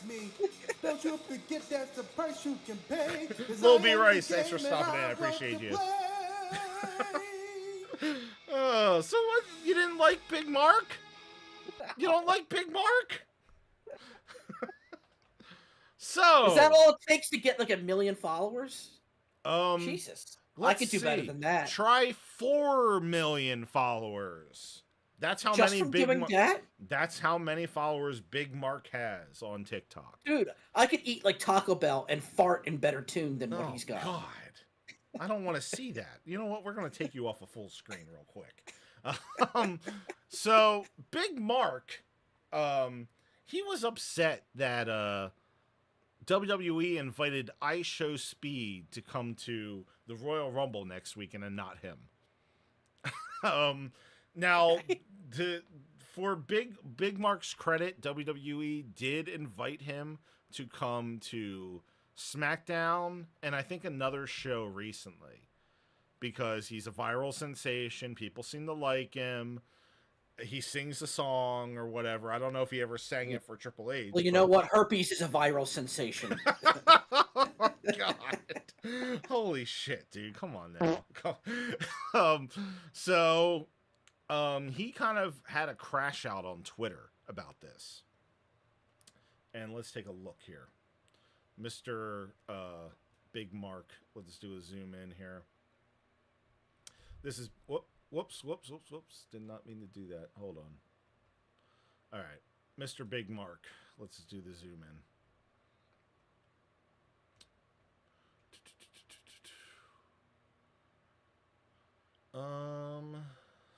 I don't think I have the original tweet, unfortunately. But basically, he went on a rant about WWE picking IShowSpeed over him. He said that his fans want him to be at the Royal Rumble and that WWE should invite him instead of IShowSpeed. And then when he saw people being negative about it, he wrote this. It's sad to see how quickly people will turn on you because of an opinion you have or every time you speak your mind about something. Maybe I should just not have said anything at all, but I am too raw and authentic for that. But I know my worth. And then he also wrote, was anybody chanting it's time to play the game before I said it and made it a popular trend on social media? No, even people who were not wrestling fans to say that phrase. And that's the damn truth. And I don't think he's talking about our truth, by the way. And then he said, show me some damn respect. I put Triple H's catchphrase, time to play the game, in the spotlight and made it a social media trend. Wait, is he so trying I to deserve say more respect and free tickets that for life? that the phrase itself is his credit before it was ever used in a theme He song? says he in made it WWE? popular. He says he made it popular. Well, there's a difference, because if he's claiming he had it first, Mm-hmm. then he could file a copyright infringement saying that he had it first and he can prove that it was used somewhere in media, documented, before WWE did, right?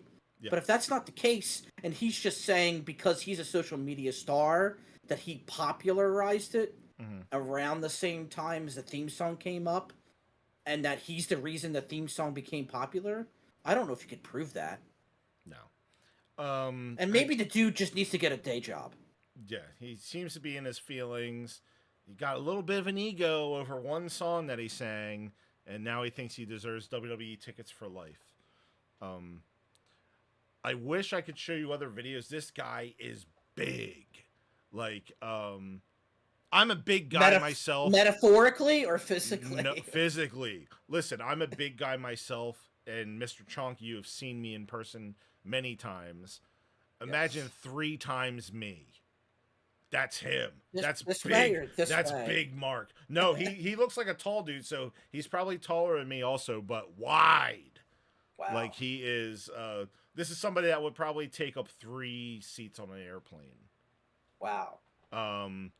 Yeah. So it seems like he just got a little bit of a big head on himself, and It's time to play the game. Oh wait, hold on.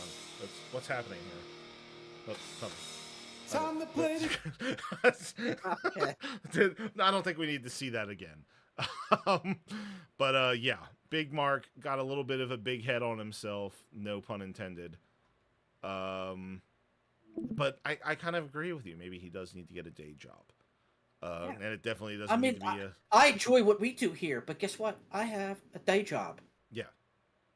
I'm not going to go cry on social media whether people like what I have to say or You don't didn't like give what I me have free to say. tickets to WWE. I made Santino Morella the household name. Okay, so yeah, let's get out of that internet drama. I think we're a little done with that, and let's move into a SmackDown recap here.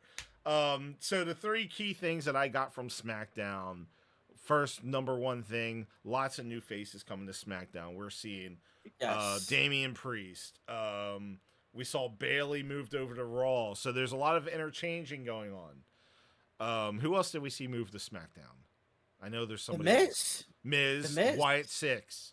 Miz and Wyatt Six moved to SmackDown. We're seeing them shuffle things, which I think in our first episode we talked about that they need to do some shuffling.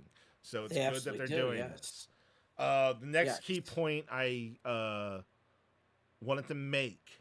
Now, I love Chelsea Green. I love her stuff. She's one of my favorite characters in WWE, period, on any show. I think she's doing the best work right now. He's growing on me as well. Yes. So the key point that I have here, Chelsea Green really needs to move on from this Michin stuff. We're over it. Like, it's done. We don't need to see them have single matches anymore. We don't need to see them have tag matches anymore. We need to move on from this feud. It's ran its course. In my opinion, it ran its course after the dumpster match, but they had the title match or whatever. That worked out. I thought that. And now she's getting one more attempt. Yeah. Next week. We gotta move. Like, this is why, like, I wanted them to move people around from the other shows, because we keep having the same match. If it's not Naomi, they need to get Michin. Some friction between her and Piper Niven, because that Piper Niven is going to get pissed off and want the title herself and want to spotlight herself. Yeah. To keep going down that road. But listen, And I trust that Chelsea Green will make good with a Michin match next week. They'll make it work. yes. I'm just not interested in it. And I understand they have a pay-per-view coming up on Saturday, so maybe this will be the last time we see them face, and then we're going to move on to bigger and better things. Dear God, I hope so. Because The only thing Yep. to nitpick with Chelsea Green Mhm. is I like the character, but I think she's got to add a little aggressiveness to it. Yeah. Yeah, she's still kind of playing the... It's still a little pageant queenish. Yeah. And I want to see some aggression out of it. She's a title holder now, and it shouldn't be like, winning because she has Piper Niven interfering all the time, right? Yeah. Eventually that gets old, and it Mhm. looks like she can't stand on her own. So a little aggressiveness is Yeah. what I want to see. She's somebody that we should keep an eye on for WrestleMania Absolutely. season. Yes. So, because it's Yes. going to be interesting to see what they... Obviously, I think that they want to defend that title at WrestleMania. It's going to be interesting to see who they have her be a dance partner with. Maybe it'll be Piper Niven. You never know. Because she could get a world title shot in her future if Oh, yeah. she has some aggressiveness. Yeah, like I see some money with her and Tiffany Stratton down the road. Not anytime soon, but I could see them having a good feud. I could see Chelsea Green having a good feud with Charlotte Flair. I could see her having a good feud with Becky Lynch. But we Just need to not get there. right now. Right now. And my rule of we thumb need is to this: get her out of this funk with Michin. if I go to a bar and I see somebody like Tiffany Stratton and I see somebody like Chelsea Green, right? Mhm. I'm afraid for my life with Tiffany Stratton. I'm Yes. afraid she's gonna beat my ass, right? Yeah. I don't feel would, that from I would Chelsea go Green. run into the, I would go run and hide, possibly in the Yeah. nearest men's room. But Yeah. And I'm not saying the women need to be the next China and bulk up, but Yeah. there's an aggressive nature yes, associated with Tiffany Stratton, and that warrants her being in the title position she's Yeah. in. With Chelsea Green, she's getting there, but if I saw her down the street or in a bar, I'm not she's not afraid to run away. she's not with an her. intimidating force. Yes, she needs So to be Tiffany intimidating. Stratton, she comes from gymnastics. She has an athletic background. And you know what? At first, I thought Tiffany wasn't intimidating, but she grew that in that relationship. It's all she had about with how Nia they Jax. present them. It's all about how they Yes. present them. Yes. They could present Tiffany in a way that she does look like a Barbie girl, but they could also present her in a way that she looks like Rhea Ripley. It is all about that. And they're starting to present her more like Rhea Ripley and less Barbie girl. I really like how they're presenting her since she's won the title. Because I was kind of Absolutely, afraid I that she was agree. going to be a transitional champion and kind of give the title up next month or something. But it looks like they I might don't have see some that. long-term plans with her with the belt. That's another thing that we're just going to have to wait for the Royal Rumble and see where things are heading there. I agree. So the last thing that I wrote down about SmackDown, and I feel like I've been kind of negative about AEW, and now I'm kind of being a little negative about SmackDown. That I really don't like SmackDown being 3 hours. I agree. It feels like it's too much until they fluff up the roster a little bit better. It feels like it drags a little too much right now because their roster just isn't there. Right now. They have some great people on the roster, but it's few and far between, and we're just seeing the same recycled storylines over and over again. Other than the tag title situation, that seems to be a little fresh, but women's title contenders, it's recycled. Cody and Kevin Owens, we're seeing a lot. The Bloodline, that's some of the most recycled stuff. Maybe since they're missing Roman, they're missing a lot of their star power right now. But hopefully with Charlotte's the gonna shakeup, come back. Yeah, hopefully with the shakeups, we're able to kind of get some interesting things going on the SmackDown roster coming up very soon.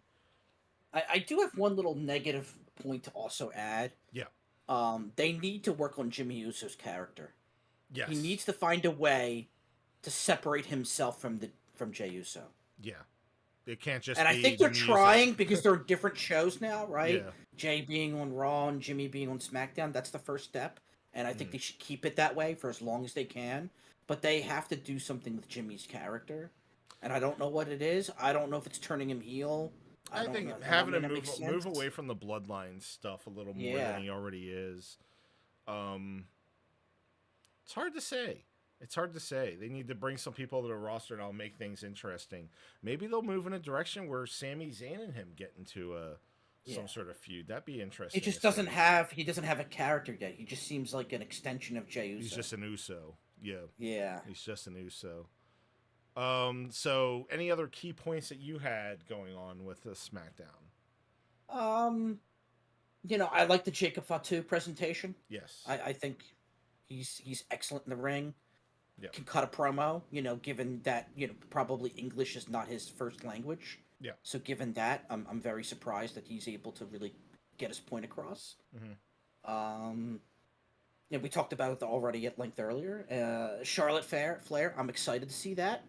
Yes. I'm gonna nitpick on one little thing with Charlotte Flair, but I think it's already kind of obvious, Mm-hmm. which is you can kind of see the age in her a little bit. Yeah. She definitely looks in her she's promos. aged. Definitely Yeah. looks like they photoshopped. And I know, like, her up a little bit. and I'm not trying to nitpick on it, right? I'm sure she's probably in the best shape of her life, making a comeback, Yep. right? But I think her age is about 37, 38 years old, and I know that traditionally in the wrestling world, the longevity for women is not the same for men, right? Yeah. On the men's side, we have a lot of talent wrestling in their mid to late 40s. Look at LA Knight, right? Mid 40s, and he's finally getting a push. Right? But now you see on the women's side, 40 tends to be that cutoff, right? Is this the last run for her? Is this even a full-time return? Yeah, she's kind It's of a an lot of anomaly. Is she going to return for like 6 months and then go back again, or is I this hope like? not. She's kind of made a reputation for herself as like the GOAT, and then she mentioned that in the promo. Oh, she is. She's Yeah. gonna be the GOAT So, regardless. I don't. She's up there. Something tells me we won't see her with a full-time return, but I think we'll see her more often than we saw Ronda Rousey. Oh, of course, I agree there. I don't know. It's one of those wait and see things because I mean, I'm just happy hope to see her come back at the Rumble. I hope that they don't do what they did a lot during COVID, which was their backup plan was put title on Charlotte Flair, right? Yeah. Oh, they And- better and not, I'm not they saying better she not shouldn't just be in the move minute- Tiffy's title over. Move No, and somebody I else's. understand that Charlotte's going to be heavily featured in the main event scene. I don't see her as the type of person, at least right now, to make the sacrifice play like Bianca Belair is. Yeah. And not being at the forefront of the main event scene for the women's division, right? Yeah. So I assume she should expect to be there. Yeah. But I don't think that they should be giving her the title anytime soon. I think she should be a contender for it. I don't necessarily think she needs to win it. If she does win it, I want to see it be a major storyline, and hopefully they will have I don't want her to win it and then just be like, oh, she's got the title now, and then just kind of wing it from there. I want them to have a whole program lined up for something. She's reaching the point of her career where she needs to put over the other stars, right? Yes, she's definitely at that point, in my opinion. I'm not saying never give her a title run again. Yeah. But she's maybe down to her last one. Yeah. One more run of a title, and not immediately, but like you said, after a big storyline. Yeah, I'm kind of like just in a wait and see. I want to see what she's like in the ring, see if she's ready to be back. Maybe she'll have some more enthusiasm now that her husband's back with WWE Andrade. So, we'll see. Any other SmackDown recaps from you? Do you have anything else? I think we touched on that enough. Let's get into some Royal Rumble predictions here. Yes. So we got 4 matches on the show. We got the Women's Rumble, the Tag Team title, the ladder match between Cody and Kevin Owens, and the Men's Royal Rumble. Let's start with the Women's Rumble. Mr. Chunk, I'm going to let you go first on this one. Who do you see winning the Women's Royal Rumble? I do think it's going to be Charlotte Flair. Okay. So, a little bit of an issue there. Because I also picked Charlotte Flair. I honestly think it will be Charlotte Flair. I see the long-term story going to be her and Tiffany Stratton. I see At that. WrestleMania, yeah. Yes, Yeah. I see that as a direction that they should want to go. And by the only way, problem. Yeah. we're going to try to keep track of our predictions here to see which one of us has more correct than the other, and see who can kind of hit the nail on the head a little bit better. So we're both picking Charlotte Flair, and we're both assuming that's going to lead towards a WrestleMania match. Let me ask you this question, and I know you don't have the stat now, but I'd be very Yeah. curious. How often does a Royal Rumble winner lose their WrestleMania opportunity? Meaning go there and It's they definitely lose happened. the title It's shot. happened. It happened with Ronda Rousey, if you remember. She won the title. That's She won the true, Rumble yeah. and lost to Charlotte Flair. It's happened a couple times. Because I almost didn't pick Charlotte Flair because I'm like, if she wins, there's no way they can make her win WrestleMania. They'd be silly to take that title off of Tiffany. You never know, because like unless it's the whole thing is Tiffany chases, Charlotte for another couple they've of months done and wins it weird back. stuff before. They did the whole thing where Charlotte won the Royal Rumble and then she challenged Rhea Ripley in NXT. Yeah. And then she beat Rhea Ripley in NXT. So they've made some weird decisions sure. before. I just don't see anybody from the women's side winning it out of the current main roster. The only one that I could see as a curveball is Becky Lynch. If they wanted to somehow I had two her, backups. Yeah, if they wanted to strong arm her in with Rhea Ripley again, Becky But Lynch. I'm not aware she's ready for a return unless she's a complete surprise entrant. That's what I'm thinking. Because I had a curveball myself, but I just don't think I could legitimately put my name on it, which would have been Roxanne Perez. A total curveball. I think she'll participate in the Rumble. I don't know if she'll win it. I think we'll see her come out and maybe mess with Bayley, get her eliminated, or Bayley eliminates her. But I can't see her winning. Not yet. Moving on from the women's Rumble, tag team title match, Motor City Machine Guns versus DIY. Who do you see winning that one? I see DIY, but there's going to be shenanigans with Pretty Deadly. Yes. They're building to something. I don't know what it is. Definitely won't be a clean victory. No way. But yeah, I also see DIY because I see the Motor City Machine Guns right now being more valuable as chasing the titles rather than having the titles. So I have a bold prediction beyond that. Mm-hmm. I think they're building up to a 4-way ladder tag team match at WrestleMania. You think they're going to do 2 ladder matches in a row, 2 years in a row at WrestleMania? Maybe a tag team one, like DIY. I wouldn't be opposed to it. I'll say that. Pretty Deadly and Legado Fantasma. Yeah, I wouldn't be opposed. They all to seem it. in the mix. Yeah, I would not be opposed to it having another tag team ladder match at WrestleMania. Cody Rhodes, Kevin Owens ladder match. This one, in my opinion, might be a no-brainer. It's Cody Rhodes. Yeah, I just can't see them having Cody lose them title right now. Not without shenanigans. I think Sami Zayn and or Randy Orton are involved in this. The Sami Zayn thing is very interesting to me because it's a curveball. I didn't see it coming with Kevin Owens making that proposition. But I'm still saying Cody's going to win. Maybe, I agree. Cody, maybe Sammy does try to interfere, but I think maybe Randy Orton will come and clean house and get that shit out of there. And I do see Kevin Owens versus Randy Orton at WrestleMania this year. Is Randy Orton on injury, or did they just write him off to give him a break? I'm not sure. I didn't hear of any legitimate injury, so I think it might just be a vacation or something. He's probably earned it at being the tail end of his career, right? He gets to call his shots. I'm sure it's in his contract that he gets a certain amount of time off. Yeah. So I think we're in agreement. Cody's going to win this. I guess this is a bad show to start our prediction thing because we're agreeing on everything. I think the predictions will vary post Royal Rumble. I don't think we're going to agree with the men's Royal Rumble though. I don't No, think we're we will agreeing not. here. We will not. I already Um, know who you think it is. Okay. Well, I'll just say. Or at least I So thought I did. my men's Royal Rumble prediction is Hacksaw Jim Duggan. The Rock. I am predicting. It's a bold prediction. That is very bold. I think it's going to be The Rock, and my reasoning You haven't been for right that, so far. My Unfortunately. reasoning for that is, you know what? I was right years ago. You did not believe me when I said that Ronda Rousey was going to be a surprise entrant and win the Rumble, and she did. She did exactly what I said. I'll give you that. I'll give you that.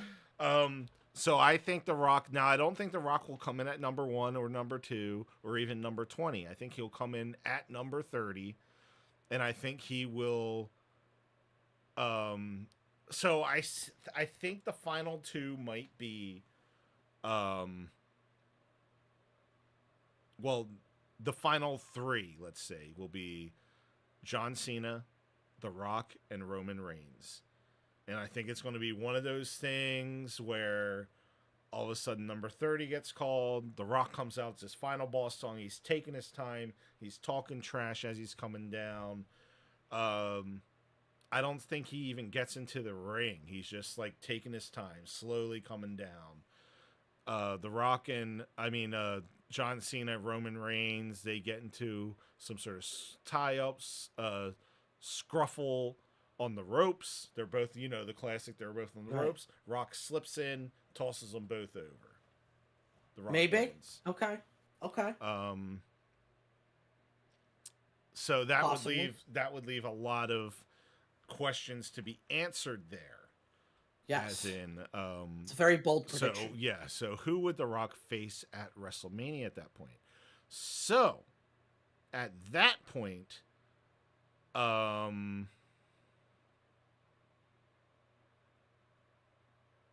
it's somehow, The Rock and Cody. It's The Rock and Cody and John Cena. No, versus... because I still think it's going to be John Cena versus The Rock. John Cena versus Cody. I think that somehow we're going to end up with Roman versus The Rock at WrestleMania. The Rock would just give up a title opportunity just to. No, I'm trying to think Roman? of a way that somehow Roman gets Gunther's title or something. It would have to be an elimination chamber. Yeah, that would be the only next I don't know. It's a very bold prediction, but I think somehow, maybe I'm wrong. I'm sticking with my prediction. I'm not going back on The Rock winning. But maybe we see the Roman eliminate The Rock, and that starts a feud with them. And then somehow Cena eliminates Roman. That's possible. Maybe that's what happens. Maybe. But I put my name out there. I put my name on The Rock. I'm going to stick with The Rock winning the Rumble. Okay.